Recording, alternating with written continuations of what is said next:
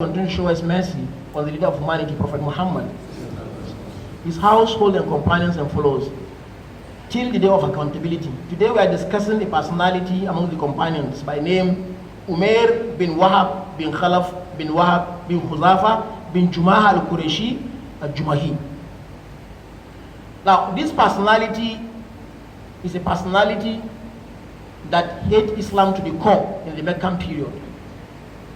He was among those who were very brutal, very wicked to Islam and the Muslims. Luckily enough for him, highly intelligent, very brave, uncompromising in the creed and the ideology of the kufr of worshipping idols in Meccan period. He was so loved by the Meccans because of his attitude of being brave. There is no difficult assignment that the regime will assign him except he accepted and achieved. And that's why the name of Umayr bin Wahab is known to all Arab territories. Even though the media of that time was unsophisticated like the one we have today, where you see people on daily basis, you only hear of them in their words. So the Arabs are aware of the name. Medinas are aware of the name. He was a difficult person. Very, very difficult on the Muslim Ummah.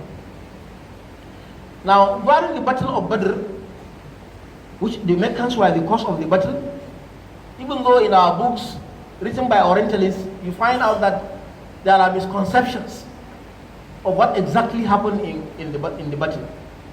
But the consensus is that the Meccans were so wicked that they removed Rasulullah from Mecca by force. That one, there is no Orientalist that is writing other than this. He was forced out of Mecca. He wanted to stay in Mecca, but he was pushed out of Mecca. And of course, they commented, a number of companions were killed in Mecca. Those were Muslims. This, there is no way you can change the record.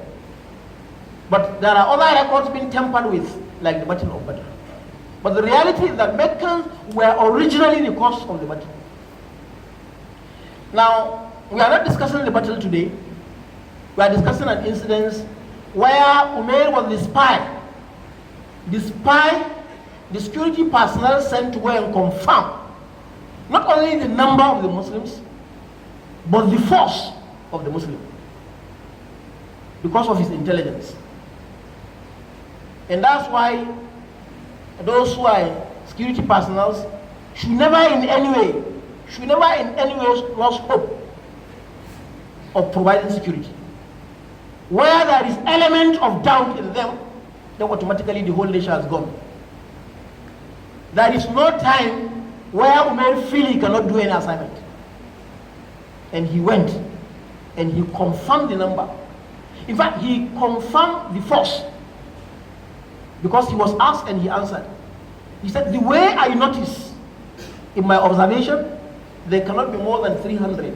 If there are more, there can only be more than 300 with a little number, or less than 300 with a little number. And exactly there were 300. Some history books are saying 313. You can see how intelligence works. Even as a spy, who is spying an ummah that is awake. But he was successful. They asked him the second question. They asked him, what of reinforcement? Do you think they can be reinforced in the battlefield? He said, I don't know the answer. But the way I saw them, there is no hope for any reinforcement. But the nature of their readiness to combat with us in the battle, there is no doubt we cannot kill any of them until they kill one of us. We cannot kill any of them until when they kill one of us. And I am advising, since there are 300, if we are successful in killing them all, it means they must have killed 300 in our own battalions. And I think Mecca will not be happy if we lost 300 out of these faces I'm seeing. Of course, there were 1,000 that time. Can you see an intelligence giving a successful report, giving a solution to the problem? And all the Meccan leaders were satisfied that they should not go into the battle. But Abuja insisted. insisted that they must fight the Muslims, and they fought them. They went into the battle, and of course, as he has preempted, as he has assumed, as he has seen based on his knowledge, a number of them were killed, and then some of them were captured. Among those who are captured in concubine as slaves are his own son. Then the Meccans became mad that Medinans, very few Medinans, because the hegemony of Mecca that time, the bigness of Mecca that time is that no any Arab nation that can confront them, no any. And especially under the leadership of the Quraysh. But this has been torn down by the few Muslims in Medina. That made Mecca actually to look in a state of a dilemma and confusion. The discussion in Mecca all around, if you like the media, is about the Battle of Badr, which all the Arab world have had. Now at this level is when Umayr bin Wahab went to Sufwan. They have the same grandfather. Of course he lost his uncle, but Sufwan lost his father, Umayr, who is uncle to Umayr. Because their grandfather is Khalaf. Is Sufwan bin Umayr bin Khalaf. Umayr bin Wahab bin Khalaf. So the damage done to their family is a huge one. And Umayr is feeling terribly bad as somebody brave. And somebody who has cancelled Meccans not to go into the battle. But do you know his loyalty was so high that he participated fully in the battle, even though it was not his idea. And that was supposed to be in leadership. Now, he told Sufwan that even not because of debt and liability of my family, I could have traveled to go and kill Muhammad sallallahu alaihi wasallam. And they know him not to be a liar. Then Sufyan said, okay, I will pay your debt. I will make sure what my family eats is what your family are eating in your absence. Then he told him, never you inform any other person. I will go and do the assignment. A sword was given to him, he write, very sorry. And he said, make sure the information did not get out of I and you. He said, that is good. Then he left.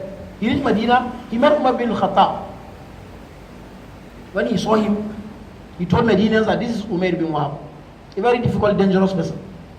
You have been hearing of his name, but this is exactly Umayr. And he did not come except with a bad intention. And this is not seeing the unseen, but rather based on experience. He collected the sword from him. He pushed him down to Rasulullah sallallahu. He kneeled him down before Rasulullah sallallahu. And Rasulullah sallallahu have a smile. And of course, before his arrival, Jibril had been communicated. He communicated Rasulullah sallallahu of all the happenings in Mecca. But with this, Rasulullah sallallahu says to Umar, he is our guest. Islam commands we should respect our guest. So return back the sword to him and treat him honorably. That is Islam for you. Which today is lacking. Even among ourselves, talk less to those who are not Muslims. Except very few, of course. The Rasulullah asked him in public, what brought you to Medina? He said, I have never lied in my life. But today I am thinking of lying. And I'm quite sure by lying I will not be successful in the assignment I came for. How many liars are we having today? Professors in lying. In the Ummah that doesn't tolerate any element of lying, no matter the circumstance. He said, I came to see my son who is captured in the Battle of Badr. Rasulullah said, okay, in Islam we have mercy among father and his children, so you are going to see your child. What else brought you apart from this? There he lied. He said nothing apart from that. And Rasulullah drew him to himself with the sword in his hand. Rasulullah is brave. He told him, what brought you exactly is the discussion between you and Safwan. Issue of your debt, issue of your family have been taken care of. This sword is poison to come and use in killing me. He dropped the sword, he stood up and said, Ashhadu an la ilaha illallah wa ashhadu anna Muhammadan Rasulullah. And the story is that while the Rasulullah announced it that out, companions could have pieces him. But he decided to make the information to the person that is concerned and not to the public. And that tells you how a leader should always behave. There are information that should be sealed completely, except those who actually are going to benefit from that information. It doesn't need to leak out. And especially when it comes to the issue of security. This is the security of that personnel who is a kafir, who is difficult, who is coming to kill Rasulullah but is concealed by Rasulullah because sending the information out is very dangerous to his life. And these are among the reasons that makes him to feel that he should accept Islam, because there is no way that information will reach Medina except through Allah himself, the creator of all mankind. Idols cannot do that. And he confessed and he accepted Islam. After some period of learning, Rasulullah licensed him to go back to Mecca because he opted for that. To go and preach Islam in Mecca, where people are running away to Medina, but he's going back because of division of labor. People who are expert in the field should be allowed to display their expertise. This is skill in this nation, where you have youth who are good in their fields, super excellent in their fields, but there is no chance for them to display what Allah has given them of talent. Employment are just being made secretly. Few individuals who are criminal in the corridor of power who decide to employ whosoever they feel like, put them in a very difficult place they cannot handle, and those with talent outside not getting anything doing, and they turn into criminals because that intelligence will never go free. And this is actually the mess we are in today in the nation. Now in Islam, those who are specialized in the field should be allowed, even if they don't know how to pray, but they know their fields, they should be allowed to play their role so as to grow the nation and development. Until when we reset our focus on that area, we continue to go backward and not forward in this nation.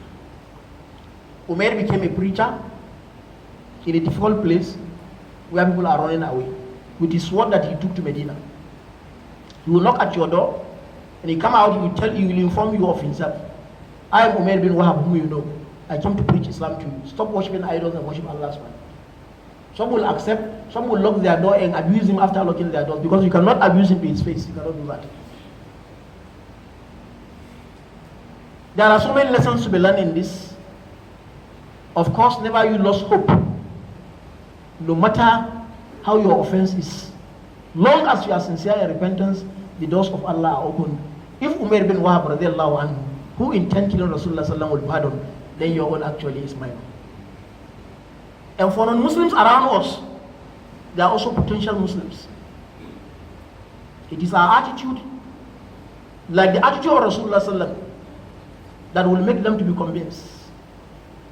Not when they are kidnappers we are, when they are armed robbers we are, when they are pair robbers we are better. That will not give them a good picture of Islam.